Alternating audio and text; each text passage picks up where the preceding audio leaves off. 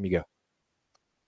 Agora não, porque agora tenho andado a estudar para o teste de matemática que vou ter, mas sim, quando fizer Tu o teste. estás. Tu começaste o terceiro ano do secundário ainda, né? Não, eu já acabei, mas eu estou a assistir às aulas e vou fazendo os testes, porque o setor me deixa. Ah, claro. Pronto. Então vamos lá. Sempre que puderes, né? Dá uma lidinha, pelo menos no que nós fizemos em sala, em aula. Ah, pronto. Então deixa eu colocar aqui. Parte 3, gravitação. Então, o que nós temos? Bem, gravitação trata desse movimento dos corpos celestes de uma forma aproximada, né? Então, claro, a gravitação de verdade é estudada lá pelo Newton e depois pelo Einstein. Aqui ele vai começar com as leis de Kepler. São leis assim, um tanto mais simplificadas, são boas de tu decorares, tá? Então, eu vou bater um print aqui de tudo, né? Por exemplo, a primeira lei de Kepler ou a lei das órbitas. Os planetas descrevem órbitas elípticas em torno do Sol, qual ocupam um dos focos. É isso. Simplesmente uma lei que te diz que o movimento dos corpos celestes é elíptico em relação ao Sol. Nem sempre vai ser assim, tá? Mas para os corpos, os planetas em especial, é que existe movimentos que são hiperbólicos ou circulares até. Bem, ele está explicando aqui o que é uma elipse, né? Coisas que tu vê lá na matemática, mas se tu quiseres revisar. Segunda lei de Kepler, lei das áreas. Ela te diz uma coisa bem interessante, que o segmento imaginário que une o centro do Sol e o centro do planeta, que são esses riscos rosas aqui, varre áreas proporcionais aos intervalos de tempo dos percursos. Ou seja, a área é sempre a mesma, se o tempo for o mesmo. Então, por exemplo, essa área amarelinha aqui, ela foi varrida, né, num tempo ΔT, ou seja, o corpo para sair do ponto A1 e ir para o ponto B1 demorou esse tempo aqui. Se essa outra área amarela for igual, obrigatoriamente o tempo foi o mesmo também. Apesar de ter um formato completamente diferente, tá vendo? Porque tá lá do outro lado do Sol. Então, no futuro, tu verás, por meio da conservação do momento angular, né? A velocidade lá longe é menor, né? Então a questão é essa. Certo? É por isso que quando tu vai ver lá o tempo de translação dos planetas, né? Quanto mais longe eles estiverem do Sol, mais tempo demora para completar uma volta em torno do Sol, certo? Lembras disso? Sim. Por exemplo, Plutão demora uma quantidade gigantesca de tempo, né, para fazer a volta em torno do Sol completamente, né? Muito bem. Então tá aí. Meio que é isso aqui, ó. A área é igual ao K, né, vezes ΔT, onde o K seria uma espécie de velocidade aerolar, né? Uma velocidade que está associada à área, velocidade de área. Então seria tipo metros quadrados por segundo, não metros por segundo, que é a unidade usual de velocidade, né? E a terceira lei, a terceira lei de Kepler, é a lei dos períodos, que é uma fórmula, recomendo que você decore essa fórmula, que o período ao quadrado é igual ao K por R ao cubo. Ok? Então, para qualquer planeta, né, essa lógica se mantém. Então, por exemplo, tu podes fazer, por exemplo, assim, ó, T ao quadrado dividido por R ao cubo da Terra vai ser igual a T ao quadrado dividido por R ao cubo de Marte, por exemplo. Então, tu consegue relacionar os raios e os períodos de um planeta com o outro, ok? Isso é o bonito aqui. Então, essa lei funciona sempre para as massas e os raios do que nós temos aqui no sistema solar, ok? Então vamos ver alguns probleminhas aqui, olha só. Bem, esse problema aqui é bem bobo, né? Mas basicamente é isso. Quanto mais perto a gente chama de periélio. Tem que lembrar de peri, né? Que tem aquele negócio lá dos egípcios, né? Hélio, né? Hélio tem a ver com sol, né? Então peri é mais perto, né? Tem a ver com mais perto em egípcio ou em grego, sei lá. Mas eu sei que hélio é sol, sabe? Então periélio mais perto, afélio mais longe. E beleza, determina a velocidade aerolar agora, né?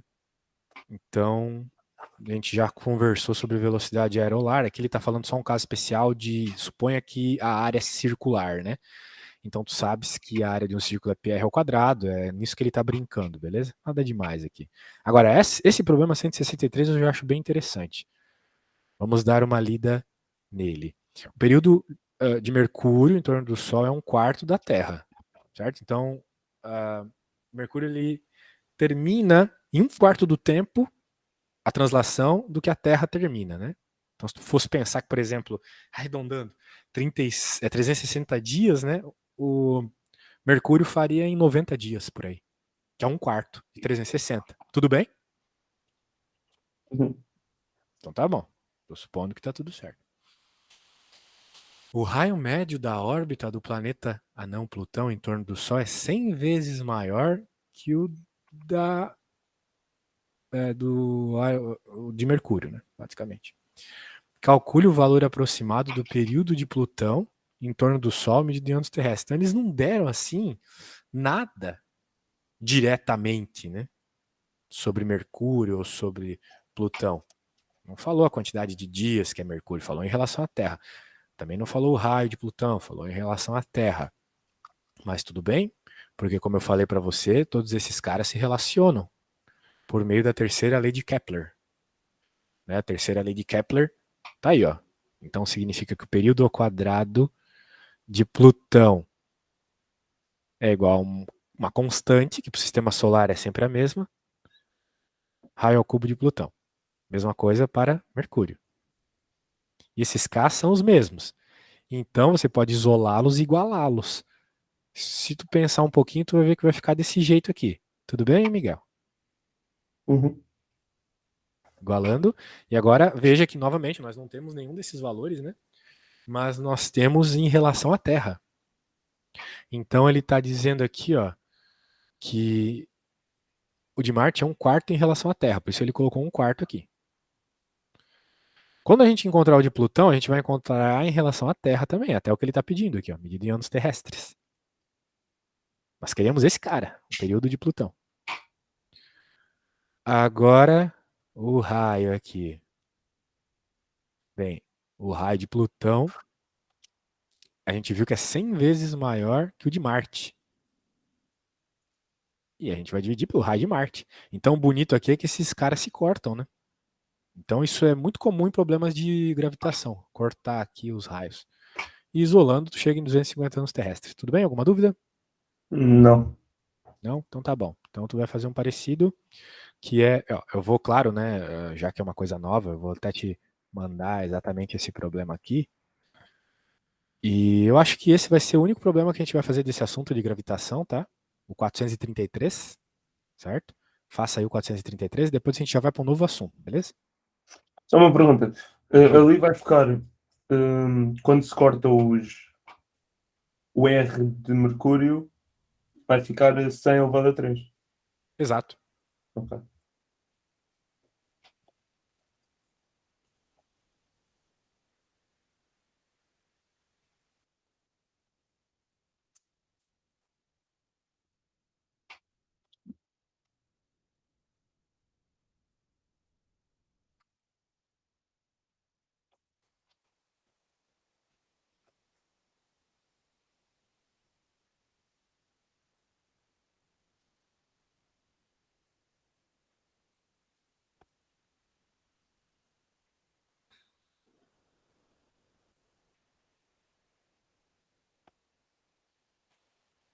É para fazer qual?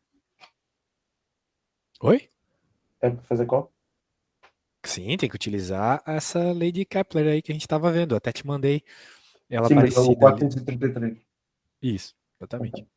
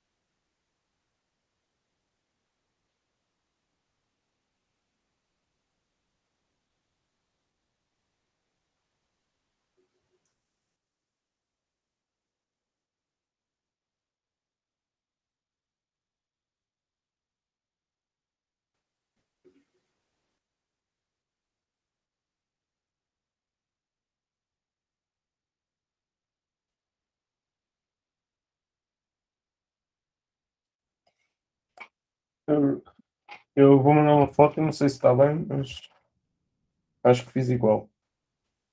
Ah, é? Qual que foi a resposta? 10.5. 10.5? Bem, então 10.5 o quê? Anos de resto. Acho que Mas ninguém está a perguntar. 10.5. A translação 10 de ponto- Júpiter é Sim, 10.5 sim. anos terrestres. Ah, agora sim. Essa é a resposta que eu queria ouvir. Beleza. Então vamos continuando, né? Apesar de ter bastante coisa ainda, ó, a lei da gravitação universal de Newton, tá? Que os corpos eles se distanciam ao quadrado da distância. Note que ela é bem parecida com a equação da lei de Coulomb, lá da eletricidade, né? E por aí vai. A gente vai ignorar sucintamente esses assuntos. Recomendo que você dê uma olhada depois. E agora, ó, o que começa aqui? Sistema de forças aplicado a um ponto material. Aqui volta a segunda lei de Newton, tá? Só que com mais projeções, tá vendo como tem muitos vetores aqui? Uhum. Então, novamente, tu tens que lembrar bem lá como é que faz as decomposições vetoriais. E ele vai ter vários problemas bem interessantes aqui, ó. Que nós queremos o equilíbrio nesse sistema. Então, na prática, a gente pensa nesse ponto, ele não pode se mexer. Nós escrevemos todas as forças que agem sobre ele e dizemos que o somatório de todas tem que ser zero. Tá bom? Coisas que a gente já viu lá em segunda lei de Newton. Por isso que eu não vou repetir, beleza? Recomendo depois que você veja, tá? Só para ver os exemplos aqui, bem legal. E a gente não vai ver agora. Agora a gente vai ver isso aqui que realmente importa. Equilíbrio do corpo extenso, tá bom? Então, o que acontece aqui? A gente vai falar de uma grandeza chamada momento ou torque de uma força. Eu não sei como é que ele chama aí. O que acontece? Nós temos uma nova grandeza física, que é força vezes distância, tá bom? Então, ela está associada com o giro de objetos extensos. Por exemplo, uma porta, né? Se tu parar pra pensar, não é a força que tu aplica na porta que gira ela. Porque tu pode aplicar a mesma força em pontos diferentes da porta que ela vai girar ou não, concorda comigo? Sim. Se tu empurra a porta longe do eixo de rotação dela, ela se mexe, mas se tu aplicar a mesma força, por exemplo, ali perto do eixo de rotação do canto da porta, ela não vai se mexer. Então não é a força de fato que está fazendo a porta se mexer, mas sim o torque, ou o momento da força, que é força vezes distância. Distância em relação ao eixo de rotação. A gente costuma chamar de braço isso aqui no Brasil. É uma distância perpendicular. Aqui no Brasil, não, lá no Brasil. É uma distância perpendicular ao teu ponto de movimento. Então, né, se eu falar assim fica meio estranho. Mas vamos ver esses exemplos aqui. Ó, essa primeira situação aqui, o ponto de giro desse objeto é aqui nesse parafusinho. Se nós aplicamos a força exatamente nesse ponto de giro, a distância que a força está sendo aplicada em relação ao eixo de rotação é zero. Né? Porque não tem distância, ela está aplicando exatamente ali no eixo de rotação, concorda comigo? Sim. Então, o torque é zero. Porque se torque, ou o momento da força ali, é força vezes a distância, e não tem distância, então não tem torque. Ok? Aqui na B, também é zero, mas por outro motivo. Apesar de existir uma distância, veja que a força ela é paralela ao eixo de rotação. Ela não está perpendicular ao movimento de rotação possível, né? Ela está paralela. Então tu pode aplicar a força que for aqui, o negócio não vai girar. Concorda comigo, Miguel? Sim. Pronto, então por isso que também é zero. Agora, aqui na C não é zero, porque existe uma distância de 0,2 e a força está perpendicular, que é o que nós queremos. Aqui ele vai girar com alguma dificuldade, pois ele está aplicando a força perto do eixo de rotação. Então tu vai ter um momento de 2. No próximo problema, ele está aplicando a mesma força de 10 newtons, só que é uma distância maior. Então, o fato da distância ser maior ao eixo de rotação lhe permite um momento maior. Então, o momento aqui é 5. Ok? Então é isso. 5 newtons vezes metro. É uma grandeza que não tem uma unidade boa de trabalhar.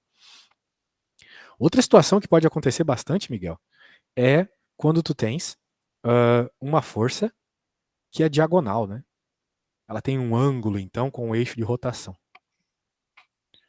Quando tu tens uma situação como essa, tu vai ter que fazer decomposição vetorial, porque tu vais lembrar que a única força que realmente causa o giro é a componente perpendicular. É sempre o perpendicular. A gente acabou de ver que o horizontal aqui, que o paralelo não importa. Só importa o perpendicular. Então, essa força diagonal que está sendo aplicada aqui, como qualquer outra força em qualquer outro assunto da física, ela tem uma componente vertical e uma horizontal, certo? A vertical está aqui, a horizontal está aqui. Tu vais concordar comigo que a horizontal não causa giro, não é mesmo? Sim. Só vai causar a perpendicular. Então, na prática, o que importa para a gente é a perpendicular. Portanto, tu tens o ângulo θ, tu vais pegar então o cosseno, né? Porque nós temos aqui o catetóide adjacente a este ângulo, causando a força que gira a barra, tá bom? Então, por isso que é cosseno aqui. Uma outra situação poderia ser seno. Mas aqui, mediante aos dados informados, a situação que a gente tem, pegamos o cosseno do ângulo. Então ficou força, que é aquele próprio F formado ali, o 10. A distância é 1, continua sendo 1, porque é a distância perpendicular onde está sendo aplicada a força. Mas é vezes o cosseno, porque eu estou pegando apenas a componente vertical, ok? Então vai ser força vezes o cosseno vezes a distância. Ficou 5 também. Tudo bem? Sim. Então tá bom. Então agora tu vai fazer esses dois problemas aqui, tá? Eu vou te enviar tudo que foi feito aqui nessas folhas para tu usar como referência. Deixa eu enviar aqui, enviar para você. Lembre-se que tu estás a pensar aqui só na parte perpendicular.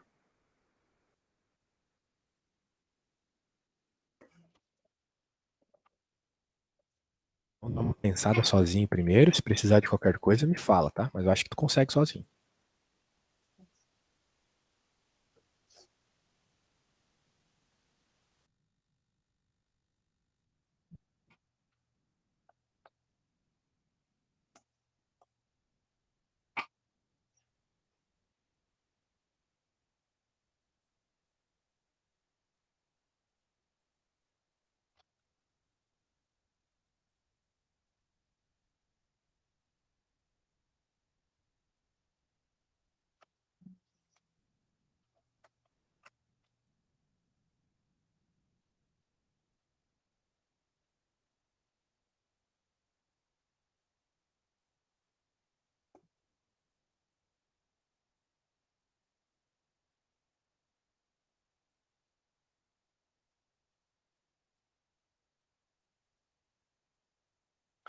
Tem de ser em metros, certo?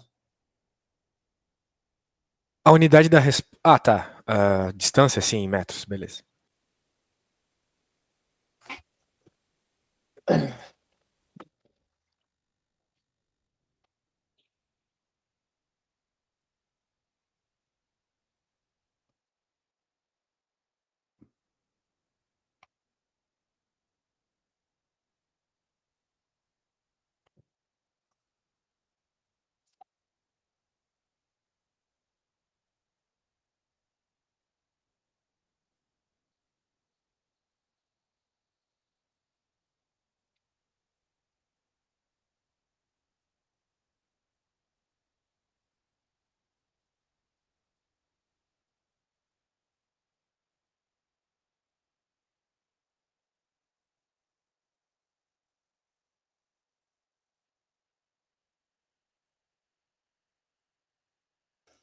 Na F1 e na F3 é 0. E na F2 é 0,4 newtons vezes metros. E na F4 também é 0,4 newtons vezes metros. Certo. Perfeito. Por hora tudo certo.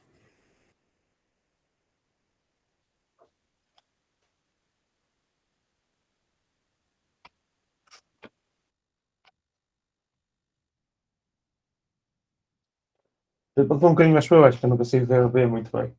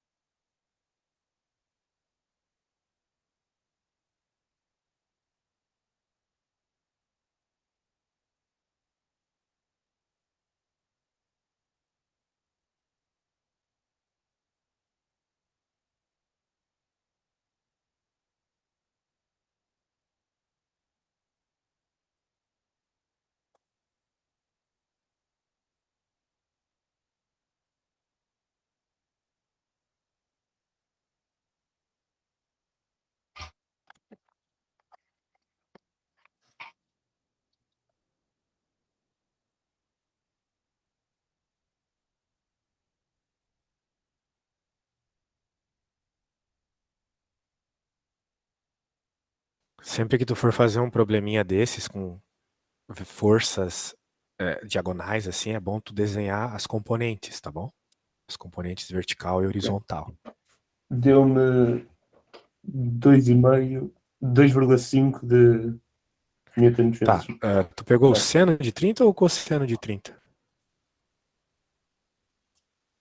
Eu pus por 160.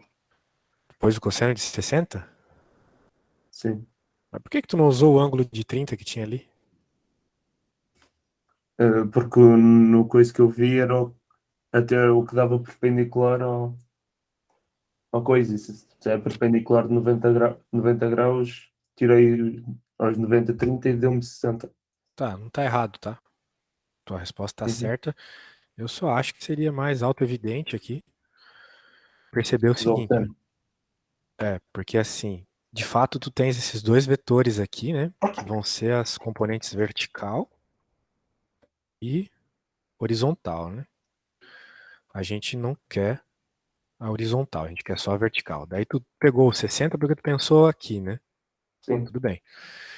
Se tu pensar também, ó, tu pode fazer o seguinte.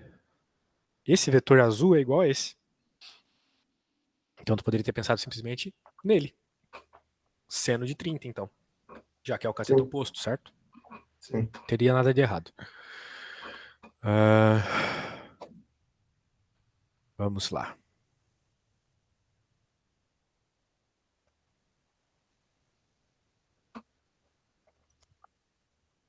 Vamos continuando aqui. Ele vai falar aqui de equilíbrio de corpos extensos agora. Né, o equilíbrio é ficar parado, né? A gente já viu isso lá em segunda lei de Newton. Quando as coisas estão paradas, o somatório das forças é igual a zero. Aqui, além disso, né? Porque às vezes tu vai ter que usar isso também, tu tens que o equilíbrio dos torques tem que ser igual a zero para o objeto não estar girando. Certo? Sim. Então, tem que ficar atento a isso, né? Por exemplo, esse problema tá meio complexo. Eu queria um probleminha mais fácil. Esse aqui, ó. Esse aqui é legal. Esse aqui é bem fácil. Eu acho. Bem, de certa forma, né? Tu tens essa situação de que. Bem, eu vou fazer isso aqui. Eu vou bolar um problema eu mesmo, né? E daí, porque esses aqui estão meio complexos. Claro, é disso pra baixo, assim, o nível, né? Vai ser bem difícil mesmo esse tipo de conta. Mas eu quero começar bem de leve, né? Vamos supor que tu tens isso aqui, ó. Então, tu quer que essa balança, né? Ela fique parada. Essa gangorra fique parada. Muito bem. Tu vai colocar um objeto aqui, outro aqui. Claramente esses objetos geram um peso, né? Vou chamar aqui de PA, esse aqui de PB. Certo? Esse objeto aqui, ele tem uma distância até o eixo de rotação. Bem, a gangorra gira baseado nesse eixo de rotação, né? DA e aqui, opa, PB. A questão é o seguinte, tal qual lá na lei de Newton, né, na segunda lei de Newton, o somatório das forças tem que ser igual a zero, é que o somatório dos torques tem que ser igual a zero. Então, de um modo geral assim, a gente poderia escrever o torque A mais o torque B, se a gente quer que essa gangorra esteja parada, igual a zero. Tá bom? Equilíbrio. Mas aqui a gente tem que notar, né, que então um torque é positivo e outro é negativo, senão não teria como ser zero. E de onde vem a ideia de torque positivo e negativo? Vem do sentido de rotação. Quando o sentido de rotação ele é anti-horário, que seria o caso, por exemplo, aqui do vermelho, né, porque tu concorda comigo que a balança giraria assim, não é mesmo? No sentido anti-horário, Sim. certo? Então, positivo. Esse cara aqui é positivo. Por consequência, né, essa outra faria um movimento horário. Lá do outro lado, né, faria a balança girar no horário. Então, por isso que ela é negativa. Ok? Ok.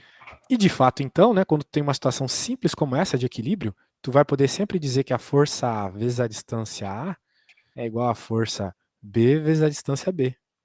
Claramente, então, o que está acontecendo aqui é, como a distância A é muito maior, esse cara aqui tem que ter um peso bem menor. Né? Então, uma balança boa para os pais brincar com as crianças. Né? Eles colocam a criança aqui, que tem um peso bem menor, e ficam aqui. E daí a balança funciona normal. Vai estar lá entrando e desentrando em equilíbrio. Né? Beleza? Sim. Certo. Bem, muito bem. Vamos lá. Aqui tem uns outros exemplos bem interessantes desse mesmo assunto, né? Mas vamos começar com um simples, então. Aqui. Vamos dar uma olhada no parecido com esse que tem lá, para a gente poder fazer esse. Que é este aqui, ó. Uma barra homogênea, B, seção reta uniforme, está articulada em A, horizontal, pelo fio BC. Então tá segurando aqui, né? A barra tem peso 100 newtons, essa barra cinza tem 100 newtons, D pesa 250, determine a tração no fio. Olha só, né? Ele quer saber qual é a tração desse fio aqui, que está ajudando a segurar o peso. Né? Muito bem. Então, o que, que acontece aqui? A barra está sendo sustentada aqui, né? O fio também. Então, quando a gente faz o diagrama de forças, a gente tem essas forças rolando aqui, né? Tem a força Y para cima, tem a força X para o lado aqui, né? Desse objetinho que está segurando, né? A barra. Tem essas duas forças. Tem a tração puxando aqui para a esquerda, a tração do fio puxando para a esquerda, tem o peso do objeto, tem o peso da barra. Então, tem todas essas forças aqui, beleza? Então, quando tiver uma situação como essa, você tem que ficar ligado, né? Por que o peso da barra está aqui? Centro de massa, né? A barra é uniforme, o peso tem que estar no meio, certo? Sim. E aí tá. Então a gente não quer que esse negócio gire. Então, no fim das contas, todos os torques dessas forças têm que ser iguais a zero. Né? O somatório de todos eles tem que ser zero. Não é mesmo? Então, vamos ver se a gente tem informação suficiente para isso só na fórmula do torque. Ó, não vai ter, né? Porque aqui está a fórmula do torque. Ó. O momento da força B, que é essa, que está girando no sentido horário, tem que ser igual à soma dos que estão girando ele no sentido anti-horário. Que é aquela partezinha Y lá, da nossa barra encostada na parede, mais uma outra força que gira ela no sentido, no caso aqui, horário, né? Que é essa aqui. Essa aqui está fazendo esse giro. Na verdade, é isso? Não é isso não. Bem, quais são as forças que tem aqui? Relação a B, Y, A e não nulos. É isso aí, ó. É o peso, aqui é o peso da barra, tá? Desculpa, falei besteira. Então, a massa o momento do B, né? Que é esse cara aqui, empurrando ele para baixo, é igual ao momento do negócio que está encostado lá na parede, mais o momento do peso. Tá jogando ele aqui pro sentido de horário também. Então é isso, ó. Veja que coisa complicada essa conta aqui já para começar, por quê? Porque tu tem que ter a expressão tanto dos momentos, né? Que é o que eu estou te explicando agora, né? Só pegar os lados, o sentido, tranquilo? Mas também, para tu ter as informações de tudo que tu precisa, já que o enunciado deu pouca coisa, tu vai ter que utilizar a segunda lei de Newton também. Esse é o problema. Tem a segunda lei de Newton aqui também. Porque tu não tem informação suficiente só usando o momento, entendeu? Olha só como é que ficou a equação do momento aqui. Então, tu não vai ter tudo que o problema pede, né? Tu pede a tração, e aí? Não tem como, né? Então, aqui tu não tem tração. Aqui tu vai usar só para encontrar o YA e depois vir nas leis de Newton aqui, tanto em X quanto em Y, né? Porque a barra ela continua sendo um objeto que não está se movendo nem para cima nem para baixo, nem para o lado nem para o outro, né? E daí nessas equações aqui tu coloca. Beleza? É isso aí. Então, tá aí, cara. Um probleminha interessantíssimo aqui, né? Eu vou te mandar. Vai ter que fazer tantas leis de Newton, então já é uma revisão ali de lei de Newton, quanto esse novo assunto torque. Beleza? Então, começa pensando nas leis de Newton, depois pensa nos torques. Ah, beleza? Agora, vamos começar esse probleminha aí. Então, esse assunto aqui, com certeza, é o assunto mais difícil do primeiro ano do secundário, tá? Pode ter certeza. Então, começa fazendo todos os vetores que indicam forças aí para conseguir resolver esse problema.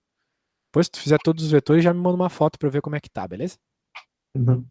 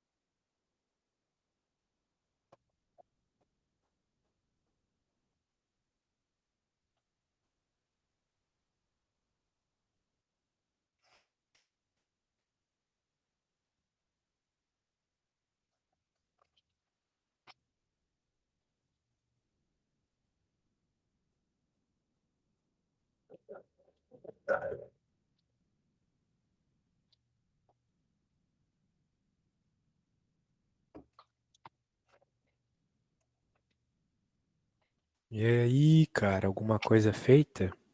Tu descobriu o ângulo primeiro. O ângulo? Sim, Hum. Note que esse é o tal do famoso triângulo pitagórico, né? sim. Eu já Mas não descobri. precisa Agora tenho. exatamente encontrar o ângulo, né? É só manter as proporções, certo? Sim.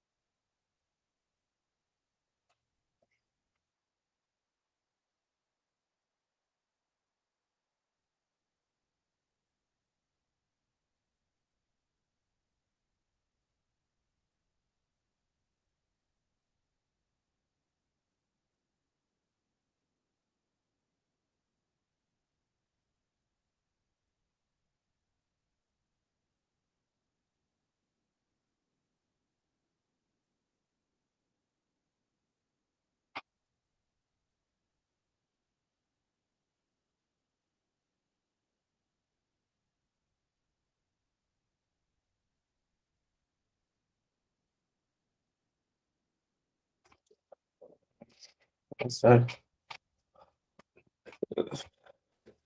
Oi? Tu tem dificuldades. Tá com dificuldade? Manda uma foto aí. Novamente, o ângulo não importa. O que importa é tu indicar as forças. Foi isso que eu pedi. Você conseguiu escrever as forças, fazer o desenho delas? Me manda uma foto aí pra eu verificar.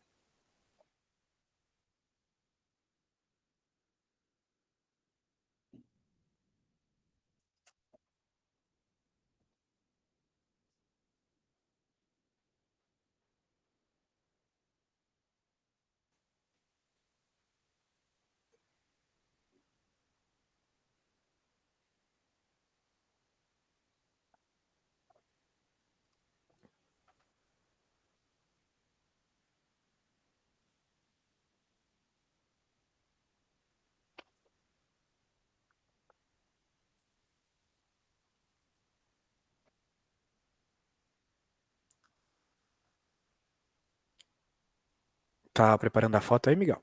Sim. Beleza.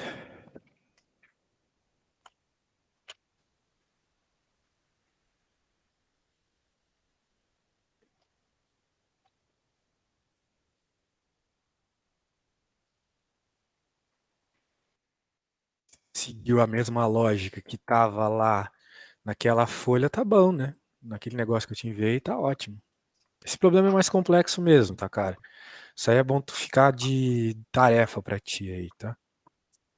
Então, né, ó, o que que vai acontecer aqui?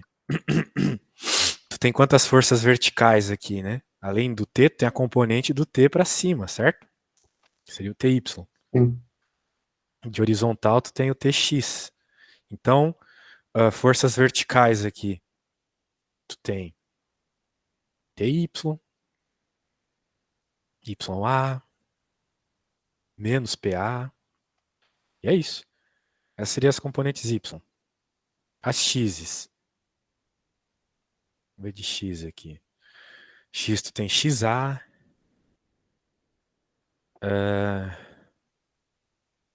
E tu tem menos TX, né? Tudo isso igual a zero. Tem que estar tudo igual a zero, por quê, né, Miguel? Porque tá parado, certo? Sim. E agora tem que pensar no torque, né? Os caras do torque aqui são sempre em relação ao eixo de rotação. Então, né? O que que tá rotacionando aqui, né? O que que rotacionaria, onde não tá rotacionando. O negócio é o seguinte. O eixo de rotação é o nosso pontinho. Onde que rotaciona esse problema, né? Isso que tem que ficar, a gente tem que ficar atento. Eu nem Olá. lembro do enunciado mais. Rotaciona em qual ponto aqui? No ponto A? Ponto A, né? Sim. Então todas as forças ali sobre o A não importam, certo? Então quem Sim. vai importar para rotacionar é quem não está lá, tipo T, né, e as suas componentes, se P e as suas componentes, sempre perpendiculares, né? Então para falar de rotação, né, tu vai ter o momento, né, do TY. TY giraria ele no sentido anti-horário, então ele é Exatamente. positivo. TYD. Que mais nós essa força aqui tem peso ali, tem, né? Então vai ter que colocar ela, vai ter essa força aqui rotaciona em A, então ela é horária, então ela é negativa, PA vezes D do PA, e assim vai, entendeu? Então, o Sim. problema tá mais ou menos feito aí. Tem mais forças aqui, eu não vou colocar porque tu tem que fazer isso sozinho, tá? A do Então, PB tenta ter. também Oi? punhei. A Também, do. também, ele também tá ajudando a rotacionar, exatamente. Então é isso aí, cara. Poxa, show de bola, gostei de ver aí o teu desenvolvimento durante todo esse assunto. Todos os assuntos de física que a gente trabalhou, né? Foi bem legal. E continua nessa. Tomara que a gente faça mais aulas. Depois eu vou conversar lá com a Edith, beleza? Tá bem. Então tá bom. Valeu, Miguel. Tchau. É, Abraço.